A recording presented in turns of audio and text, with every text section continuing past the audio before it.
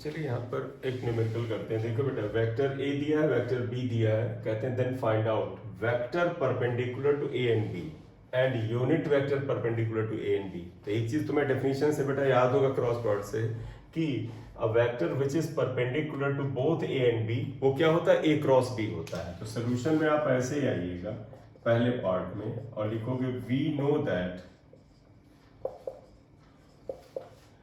vector A cross B is perpendicular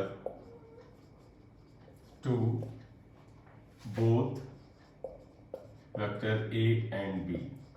तो इसका मतलब हमें A क्रॉस B पता करना है। तो जब ये कहें कि find out a vector which is perpendicular to two given vectors, तो आप उनका क्रॉस प्रोडक्ट निकाल दीजिए। तो देयरफॉर अगर आपसे निकाला जाए कि क्या होगा ए क्रॉस बी, कैसे निकालते हैं तुम्हें याद है, आई कैप जे कैप के कैप, फिर ए है जो वेक्टर इसके कोएफिशिएंट पहले लिखेंगे। ए के कोएफिशिएंट है देखो 1 2 2 1 2 2, फिर बी के कोएफिशिएंट लिखेंगे कि नंबर 2 पे बी आया है वो है -1 2 3, फिर सॉल्व करने के लिए आएगा आई कैप। अच्छे से याद होगा आपको, आई कैप इसे ढक लीजिए, इधर मल्टीप्लाई करिए तो क्या आएगा 2 × 3 -2 × 2 ये आएगा। फिर माइनस जे कैप मैंने कहा था करिए, माइनस जे कैप करिए और माइनस जे कैप जब आप करेंगे देखो क्या आएगा, इसे ढक लीजिए, इसको मल्टीप्लाई करिएगा 1 × 3 -1 × 2 और फिर के कैप कर लीजिएगा के कैप और ये आ जाएगा क्या, इसका मल्टीप्लाई पहले होगा 1 × 2 -1 × 2 ये आया। तो देखिए क्या है ये, तो देयरफॉर ये वैल्यू आई, इसको सिंप्लीफाई करो तो देखो आई कैप यही सॉल्व कर लेते हैं, 3 2 जा 6 -4 2 आ गया, तो आई कैप यहाँ आ गया 2 आई कैप, यहाँ देखो माइनस जे कैप, ये माइनस जे कैप ब्रैकेट में क्या आया 3 और ये माइनस माइनस प्लस हो गया प्लस और 2 5। कैलकुलेट साथ आप लोग भी करिएगा क्योंकि कैलकुलेशन मिस्टेक वो आप उसे देखिएगा, साथ लेके चलना है कि ना हो, क्योंकि मैं अब आइएगा 1 × 2 2 आया और ये माइनस माइनस प्लस हो गया, ये भी 2 आया तो 4 आ गया। तो आंसर यही हो गया आपका, आप कह सकते हैं क्या 2i cap -5j cap +4 k cap, ये वेक्टर a क्रॉस b आ गया, ये आंसर हो गया। क्लियर? तो इन्होंने जब पूछा find out a vector which is perpendicular to A and B, A cross B निकालिए। ठीक है, अब सेकेंड पार्ट आइए, आप इसे नोट कर लो जरा सेकेंड पार्ट में। देखो सेकेंड में का unit vector perpendicular to A and B. अब बेटा बताओ, परपेंडिकुलर ए एंड बी तो हमने निकाल लिया, ए क्रॉस बी आ गया ना, तो इसका ही तो यूनिट वेक्टर निकालना है, क्योंकि का अब unit vector which is perpendicular to A and B. तो पहले वेक्टर ए और बी का परपेंडिकुलर वेक्टर निकालो, जो ऑलरेडी हम निकाल चुके हैं, इसका यूनिट वेक्टर निकाल लो। तो तुम्हें पता है बेटा सेकेंड पार्ट है, तो देखो हम एक काम करते हैं, ए क्रॉस बी को हम थोड़ा ऐसे लिख सकते हैं, लेट हमने ऐसे लिख लिया कि बेटा ये वेक्टर ए क्रॉस बी जो था, जो आया था 2i cap -5j cap +4 k cap, इसको हम अपनी तरफ से वेक्टर सी मान ले, लेट यहां लिख लिया था तो यहां मत लिखो, ये हमने मान लिया। ठीक, क्यों माना, वो सिंपल सा लिखने के तरीके पे है, मतलब आपको लिखने में कठिनाई ना हो इसलिए मैं लिख रहा हूं। तो देखिएगा बेटा a क्रॉस b जिसकी ये वैल्यू है, इसको हमने c मान लिया। इन्होंने यही तो पूछा है कि जो a क्रॉस b आया है उसका यूनिट वेक्टर बताओ। तुम कहोगे क्यों, क्योंकि a क्रॉस b क्या है, perpendicular to a and b। पूछा क्या सेकंड पार्ट में है, vector which is perpendicular, sorry unit vector which is perpendicular to a and b। तो a और b के परपेंडिकुलर ये वेक्टर आया जिसको हमने c से डिनोट कर दिया, इसका यूनिट वेक्टर निकालते हैं। तो देयरफॉर लिखिएगा unit vector perpendicular to a and b both is, और ऐसे लिखेंगे, देखो vector perpendicular to a and b ये है, तो इसका यूनिट वेक्टर, इसका मतलब c का यूनिट वेक्टर। यूनिट वेक्टर के लिए हम कैप लगाते हैं, डेफिनेशन याद है बेटा यूनिट वेक्टर का क्या होता है, vector upon modulus of vector, यानी vector upon mod of vector. Solve करिए तो देखो c cap which is unit vector of c and c is a cross b। बताओ c का वैल्यू क्या है, देखो c की ये लिख लो 2i cap -5j cap +4 k cap, और c का मैग्नीट्यूड, मैग्नीट्यूड वेक्टर निकालना बड़ा आसान है, सबको याद है, अंडर रूट क्या होता है, देखो 2 का स्क्वायर माइनस 5 का स्क्वायर प्लस 4 का square equal to 2i cap minus 5j cap plus 4k cap upon under root 4 plus 25 plus 16। Simplify कर लो जो बहुत हो सके। तो देखो क्या है, c कैप इक्वल टू देखो 2i cap minus 5j cap plus 4k cap ये आया। और देखो बेटा 4 और 5 क्या हुआ 29 और 29 और 16 कितना हुआ 45 आ गया। थोड़ा और सिंप्लीफाई करना चाहे तो 45 को तुम पता है ऐसे लिख सकते हो, साइड कर दें। देखो अंडर रूट 45 को अंडर रूट 5 इंटू 9 कर सकते हैं। 9 का मतलब 3 रूट 5 आ गया। तो देखो ये आ जाएगा 2i cap minus 5j cap upon इसकी वैल्यू 3 रूट 5 आया। बस हो गया, यूनिट वेक्टर आ गया। तो this is the unit vector. In what way we have to solve cross product वो मैंने आपको बताया। ठीक, अब जैसे एक और हम यहाँ पर क्वेश्चन ले लेते हैं। बेटा आप नोट कर लो इसे, थोड़ा सा पॉज ले लेते हैं फिर करते हैं। ये अगला क्वेश्चन बेटा देखिएगा if a force F equal to this acts at a particle whose position vector is given by this, then find out torque। Torque का आप डेफिनेशन ध्यान रखना, जो हम रोटेशन में बात करेंगे वो बड़े अच्छे से ध्यान रखो। देखो क्वेश्चन में क्या दिया है, F ये दिया है पहले, I ये एंड R पोजीशन वेक्टर ये है बेटा, इसको हम R से डिनोट कर रहे हैं। Position vector R is I cap j cap minus k। ठीक है, वी नो दैट, आप ध्यान रखना टॉर्क बेटा एक वेक्टर क्वांटिटी है, टॉर्क वेक्टर है। तो इसका मतलब ये हुआ अगर एक पहला वेक्टर ये भी एक वेक्टर, दो वेक्टर के मल्टीप्लाई करने से जब टॉर्क जैसी वेक्टर क्वांटिटी आए तो ऑब्वियस सी बात है वेक्टर प्रोडक्ट होगा। क्लियर? तो we know that torque equal to बेटा R क्रॉस F होता है। तुमने बेटा छोटी क्लास में 11th में पढ़ा है कि, या नहीं पढ़ा तो अब सुनो, कि टॉर्क इक्वल टू होता है फोर्स इनटू परपेंडिकुलर डिस्टेंस। तो कई बार बंदा क्या करता है, इसको निकालने फोर्स को पहले लिख देता है। डेफिनेशन में जरूर हम बोलते हैं फोर्स इनटू परपेंडिकुलर डिस्टेंस, लेकिन क्रॉस प्रोडक्ट में R क्रॉस F पहले लिखा जाएगा। R पहले फिर F पहले मत लिख देना। क्यों?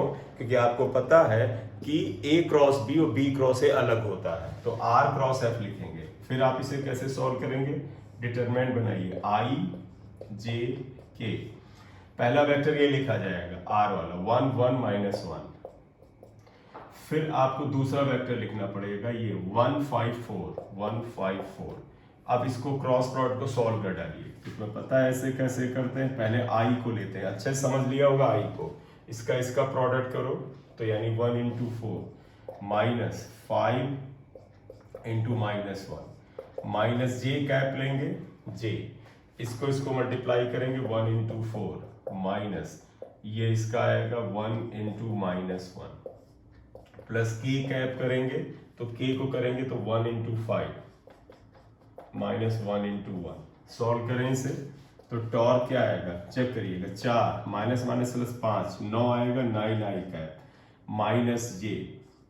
देखो 4 माइनस माइनस प्लस आएगा 5, तो माइनस, एक मिनट देखना, ये माइनस रहेगा 4 और ये माइनस है 5 माइनस 5j कैप और फिर प्लस k।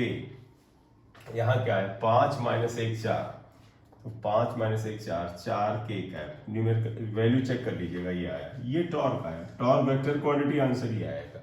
अब तुम्हें लगे कि सर टॉर्क तो निकाल लिया, हो सकता है वो न्यूमेरिकल वैल्यू ऑप्शन में दें, मतलब कुछ डेटा सिंपल इतने न्यूटन मीटर, तो आप इसका मैग्नीट्यूड निकालो। तो आप बताइएगा देयरफॉर मैग्नीट्यूड ऑफ टॉर्क क्या हो जाएगा, देयरफॉर मैग्नीट्यूड ऑफ टॉर्क अगर आप लिखें तो टॉ इक्वल टू क्या आएगा, अंडर रूट। देखो इसका मैग्नीट्यूड क्या होगा, इसका स्क्वायर इसका स्क्वायर इसका स्क्वायर, यानी 9 square plus minus 5 square plus 4 square, ये आएगा। तो टॉर्क का मैग्नीट्यूड में एरो हटा दिया जाता है। आपको याद है ये कितना आ जाएगा, 81 प्लस 25 प्लस 16, ये आएगा। सॉल्व कर लीजिए कितना आ जाएगा,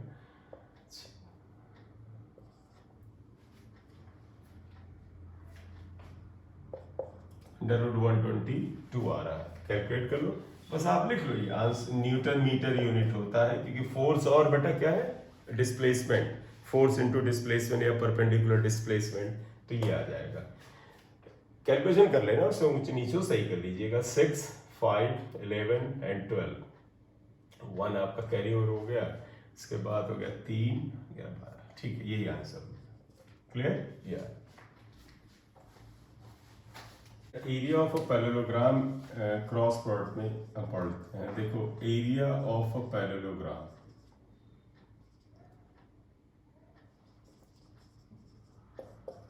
राइट, इसका मतलब समझिएगा बेटा, अगर हम एक पैरेललोग्राम की दो एडजेसेंट साइड्स को दो वेक्टर से रिप्रेजेंट करें तो हम उसका एरिया निकाल सकते हैं।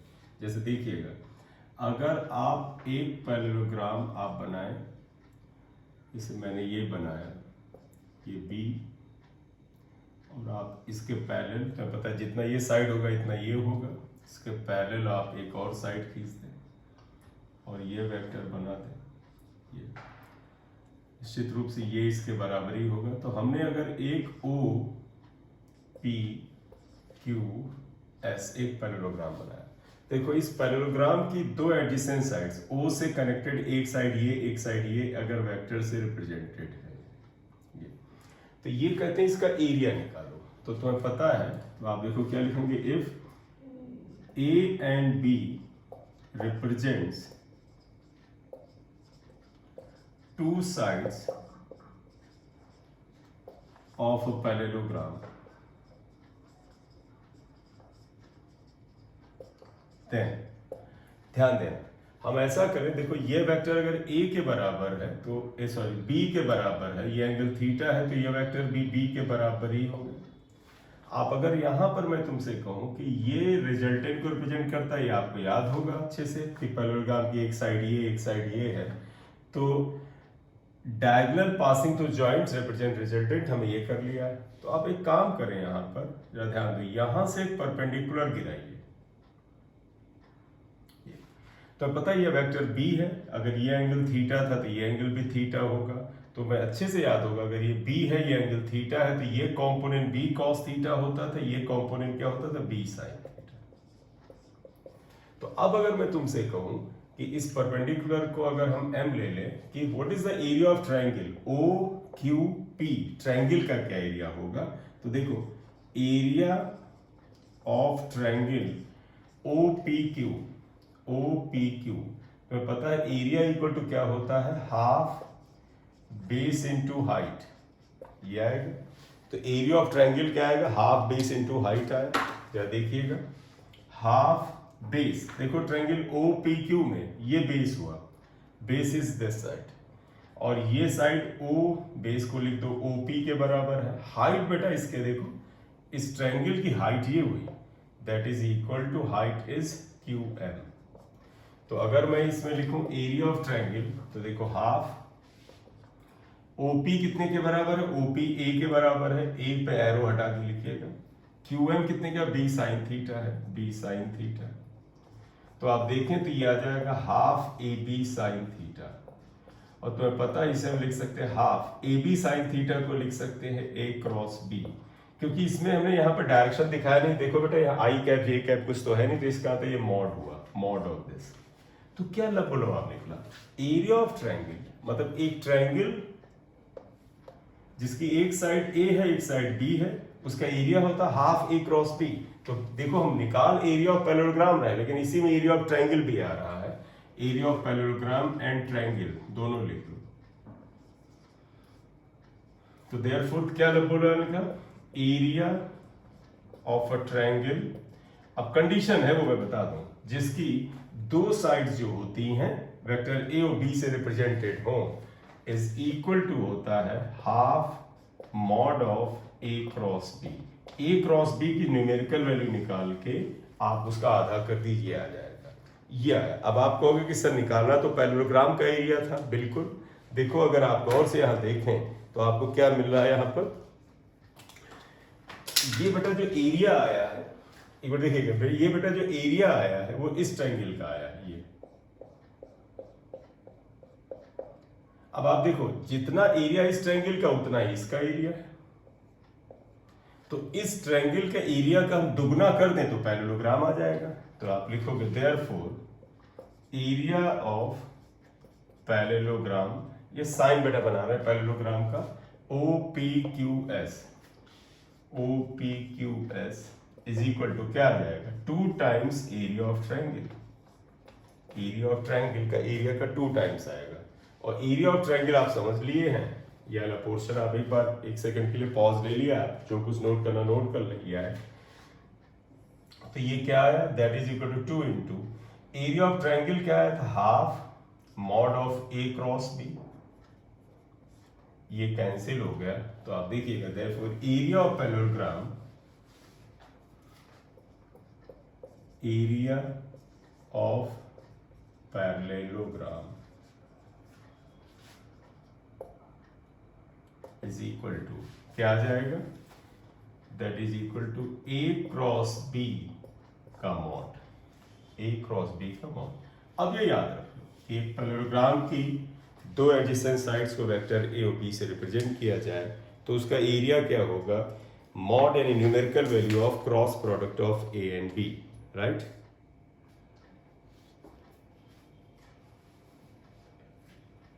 ठीक, जैसे क्वेश्चन देते हैं, क्वेश्चन याद कर लेते हैं, देखिएगा।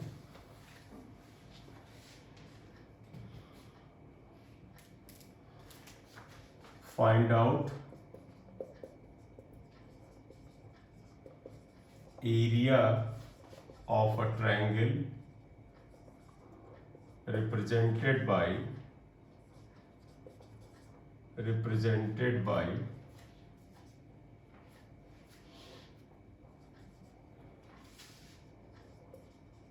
the vectors,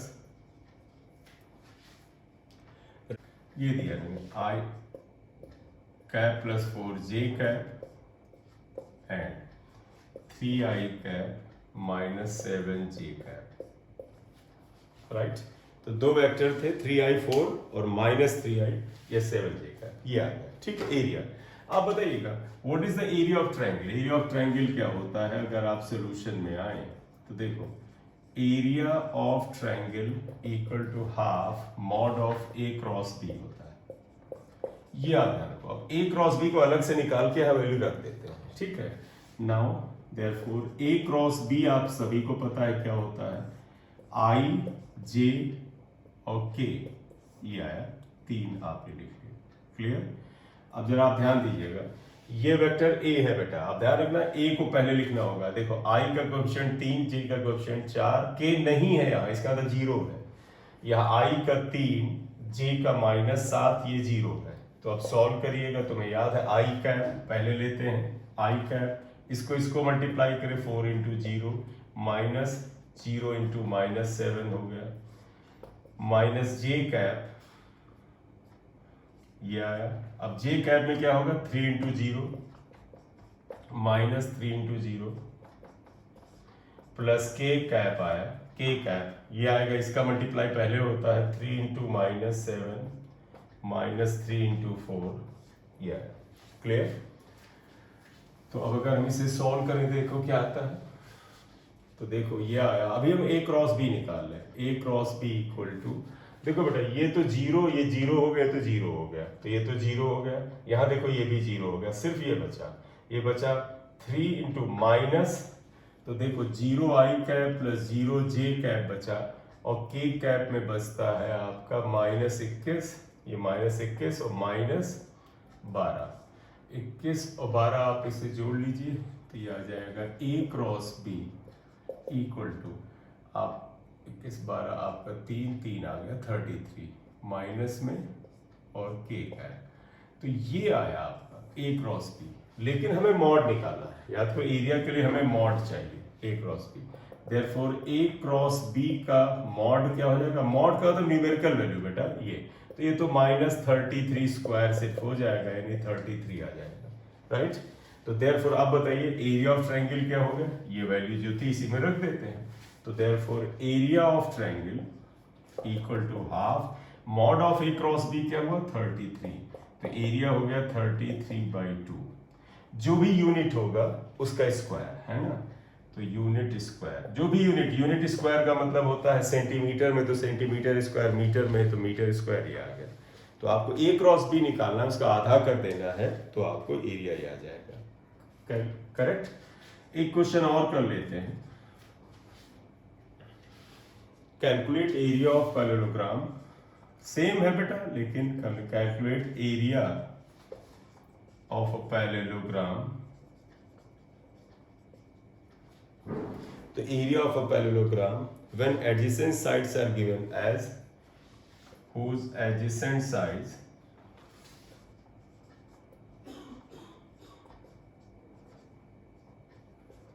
are given by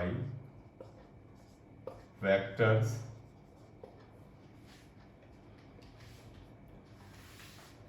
I cap plus 2j cap plus 3k cap and दूसरा वेक्टर है 2 minus 3 1।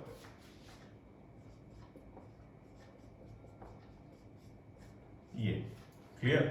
तो इसमें कुछ नया तो है नहीं, आप पहले से भी जानते हो, अभी जस्ट पढ़ाया है कि calculate area of parallelogram whose adjacent sides are given by the vectors this and this। तो इसको सॉल्यूशन में आए तो तुम्हें पता है वेक्टर ए क्या दे रखा है इन्होंने,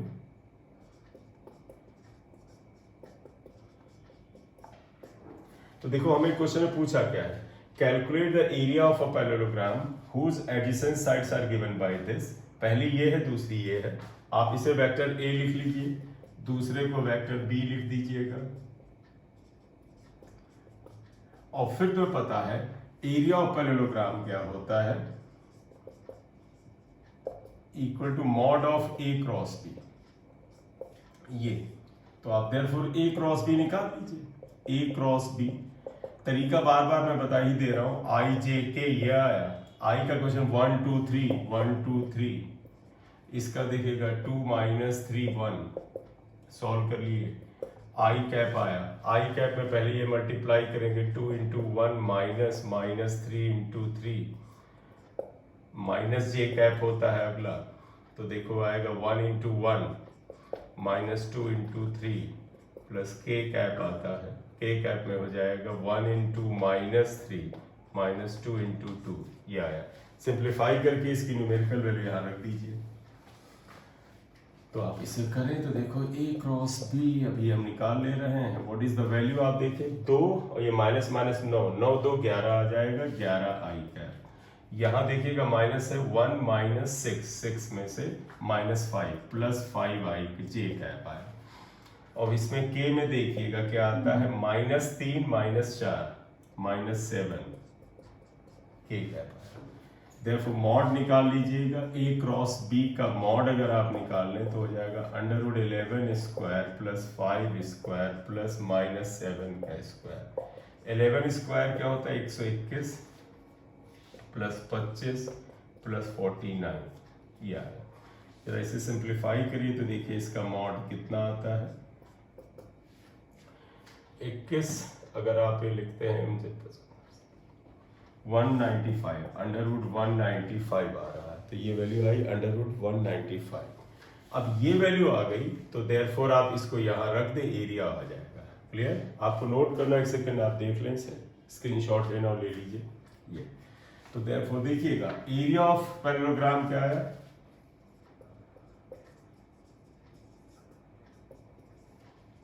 इक्वल टू क्या है 195 का ये, तो ये हुआ ए क्रॉस बी का मॉड √195 स्क्वायर यूनिट, मतलब जो भी यूनिट है इसका स्क्वायर आप कर लीजिए। क्लियर, तो ये एरिया ऑफ पैरेललोग्राम है। तो यहाँ पर क्रॉस प्रोडक्ट से रिलेटेड कई बातें आपको बता दी, इसका एप्लीकेशन आएगा, आप उसे करें।